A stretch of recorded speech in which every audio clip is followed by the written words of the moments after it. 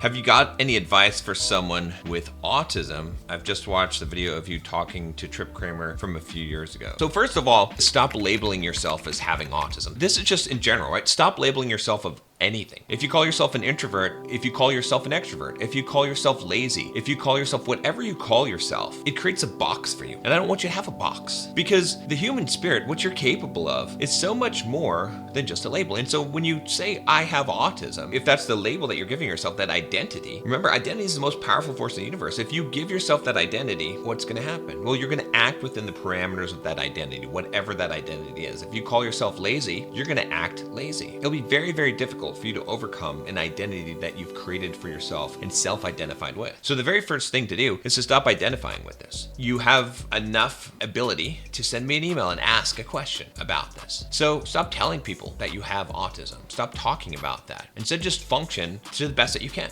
right? Work on the things, the deficiencies that are bothering you. So maybe you have trouble with understanding other people's emotions, with perhaps empathy, or understanding how to behave in a social situation where you can't really put yourself in the shoes of someone else very easily and to understand how you're being perceived or what is the proper way to act. You're not picking up on a lot of those social cues. Train yourself. Work on those things. You can develop that ability. There's some good books. The Like Switch is a really good one. It talks about how to perceive people's body language and to interact with people at a social level. Just go out there and do it. Go out there and start talking to people. I mean, hey, go and talk to some women. Go and talk to some guys. Just when you're out and about, talk to people. Have conversations with them. Try to develop the skills that you're lacking. Like, why are you saying, why are you asking me this question? Because obviously you feel like this thing is holding you back in some way. And so, it's kind of funny because a lot of people disagree with this philosophy and this viewpoint that I have. And I get it. I understand. But here's the thing. If I had a son and he had only one leg, all right, you might have heard me say this before, and he was complaining and saying, I can't run as fast as the other kids, or it's harder for me, I would say, bullshit.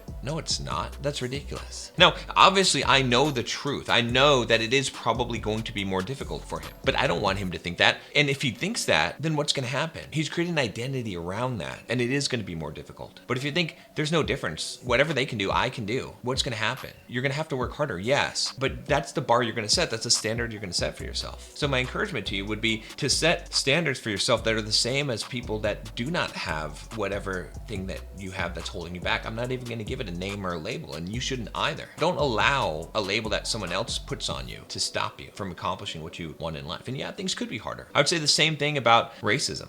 Some people, they believe that they're at a disadvantage because of their race. They believe that they're being persecuted or they're being discriminated against. Maybe you think that about age, maybe whatever it is, religion. Maybe there's some defining characteristic about you that you feel like you're being discriminated against because of that. Stop thinking that way. It doesn't matter. Maybe you will have to work harder. Maybe there is such a thing as discrimination that's happening in your life. Maybe it's not. Maybe you're seeing it because you're choosing to see it, but it doesn't matter. It doesn't matter. Maybe you have to work harder. That's okay, right? Then work harder. Don't see the weakness. Don't see the fragility. Don't see yourself in such a way that you give yourself an excuse. No excuses. Excuses don't get you results. Excuses don't help you any way in life, even if they're good ones. And there's plenty of good excuses. You understand what I'm saying? Don't let these things define you. Rise above those things. Choose your path in life. There's so many people I know, so many famous people that's successful that were labeled at one point as dyslexic, and they read hundreds of books and they've become extremely successful despite that. How many people have been labeled with learning disabilities, right? All of these things are labels. Hyperactivity, ADHD, all of these things are labels. And some of them might have some accuracy to them. They might be accurate to some degree, but they're not for you. Don't take on a label. Don't take on an identity that's not your true identity. Because yeah, we're all gonna have limitations in life. We all are gonna have things that set us back. We all are going to have deficiencies in some areas. Some of them genetic, some of them